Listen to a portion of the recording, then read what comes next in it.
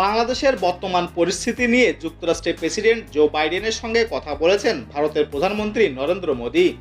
ভারতের প্রধানমন্ত্রী কার্যালয় থেকে প্রকাশিত এক সংবাদ বিজ্ঞপ্তিতে জানানো হয়েছে, বাইডেনের উদ্যোগে ফোনালাপে দুই নেতা বাংলাদেশের পরিস্থিতি নিয়ে উদ্বেগ প্রকাশ করেন এবং আইন শৃঙ্খলা পুনঃপ্রতিষ্ঠা এবং বাংলাদেশের সংখ্যালঘু বিশেষত সনাতন ধর্মাবলম্বীদের নিরাপত্তা নিশ্চিত করার উপর গুরুত্বারোপ করেন। মোদি ও বাইডেন বাংলাদেশ প্রসঙ্গে আঞ্চলিক ও বৈশ্বিক বিভিন্ন ইস্যুতে বিস্তারিত মতবিনিময় করেন। বিজ্ঞপ্তিতে আরও জানানো হয়, দুই নেতা বাংলাদেশকে সহযোগিতা আরও জোরদার করার প্রতিশ্রুতি পুনর্ব্যক্ত করেন এবং তারা যোগাযোগ রাখতে সম্মত হন। এক্সে ভারতের প্রধানমন্ত্রী আরও লেখেন, বাংলাদেশের পরিস্থিতি নিয়েও আমরা আলোচনা করেছি এবং দেশটিতে দ্রুত স্বাভাবিক অবস্থা ফিরিয়ে আনার প্রয়োজনীয়তার উপর জোর দিয়েছি। পাশাপাশি বাংলাদেশের সংখ্যালঘু বিশেষ করে হিন্দুদের নিরাপত্তা নিশ্চিত করার বিষয়ে আলোচনা হয়েছে।